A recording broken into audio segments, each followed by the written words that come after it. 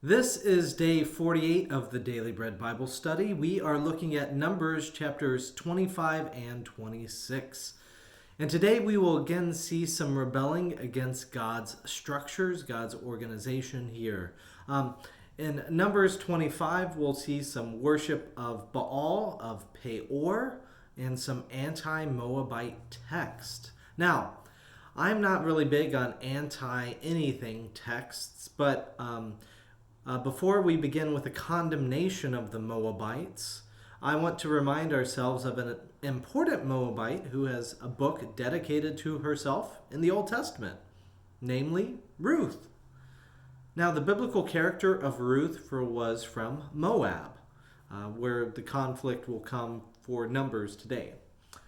Ruth rejects her people and her gods in order to stay with Naomi, essentially accepting the Lord as her God. This commitment to her mother-in-law and to God is to be praised. She also is mentioned proudly in the lineage of Jesus in Matthew chapter 1, verse 5, and indirectly there in the lineage of Luke chapter 3.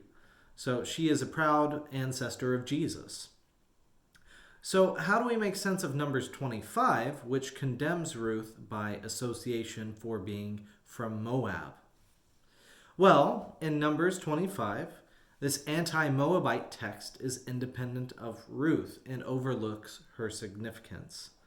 The issue addressed in this section is idolatry. Idolatry with the gods of the Moabites, and they are defeated by Balaam's oracles. They are not defeated by Balaam's oracles, but they are defeating themselves with the idolatry from the gods of the Moabites. Now, reminder as well, too, the Moabites and the Ammonites are descendants of Lot, so Abraham's nephew Lot, and they have a shameful origin we talked about previously in the Daily Bread Bible Study series. So it was already set up to know that the Moabites are not going to be the favored ones. Instead, it's the Israelites who will deserve the promised land. So in Numbers 25, chapter 1, it says, "While Israel was staying at Shittim, the people began to have sexual relations with the women of Moab. These invited the people to the sacrifices of their gods, and the people ate and bowed down to their gods. Thus Israel yoked itself with Baal of Peor, and the Lord's anger was kindled against Israel." So this reminds me of the worship of the golden calf, except at this moment in time, Aaron is no longer there. He is dead. So in Numbers 25, verse 5, "And Moses said to the judges of Israel, 'Each of you shall kill any of your people who have yoked themselves to Baal of Peor.'" We then see a descendant of Aaron, Phinehas. He killed an Israelite husband along with a Midianite wife. And this act somehow pleases the Lord enough for God to stop the plague from spreading anymore. In Numbers 25, verse 12, "Therefore I say, I hereby grant him my covenant of peace, and it shall be for him and for his descendants after him a covenant of perpetual priesthood, because he was zealous for his God and made atonement for the Israelites."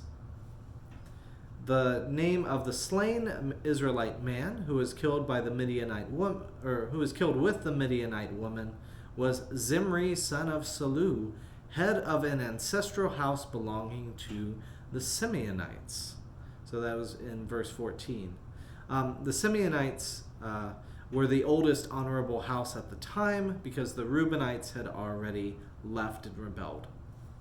So in Numbers 25:17, they are invited to harass the Midianites and defeat them. Going back to Numbers 26, we have again some more numbers here from the book of Numbers. There's a census of the new generation. So this is everybody who is 20 years up by the ancestral house, everyone able to go to war. So let's look quickly at some of these number changes. The largest tribe, the tribe of Judah, is 67,500, up from 74,600. Issachar is 64,300, up from 54,400. Zebulon is 60,500, up from 75,400. For the south grouping, that was the east grouping there with Judah, Issachar, and Zebulon. The south grouping of Reuben, Simeon, and Gad. For the tribe of Reuben, 43,760, down from 46,500. Simeon went down from 22,200 all the way from that 59,300. So this is the tribe that had Zimri's trespass, and so they significantly lost a portion of their tribe. Over over about 37,000 from the tribe of Simeon were lost. The tribe of Gad had 40,500, down from 45,600. In the west grouping, Ephraim had 32,050, down from 40,500. Manasseh had 72,700, up from 32,200. And Benjamin had 45,600, up from 35,400. In the last grouping of the north, the tribe of Dan was 64,400, which was up from the 62,700. Asher was 53,400, up from the 41,500 previously stated.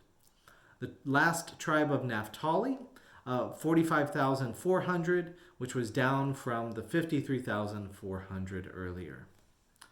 In Numbers 26:45, it's important to note this. To a large tribe you shall be given a large inheritance, and to a small tribe you shall be given a small inheritance. Every tribe shall be given its inheritance according to its enrollment.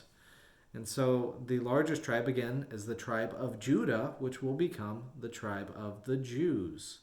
So in Numbers 3:39, we heard the total enrollment of the Levites, whom Moses and Aaron enrolled at the commandment of the Lord, by their clans, all the males from the month old and upward, was 22,000. So just a reminder, the Levites were not chosen for war. They are at 23,000 now as of this census, up from the 22,000 which was recorded earlier. So in Numbers 26, 64, and 65, we end with this note. Among these there was not one of those enrolled by Moses and Aaron the priest, who had enrolled the Israelites in the wilderness of Sinai. For the Lord had said to them, they shall die in the wilderness. Not one of them was left except Caleb, son of Jephunneh, and Joshua, son of Nun. So I misspelled that name, but anyways, so Caleb and Joshua are left, and they will be the ones to take things over in the promised land. And that kind of ends our looking at Numbers for the rest of this day. So I look forward to talking with you more about what is happening in the Daily Bread Bible Study next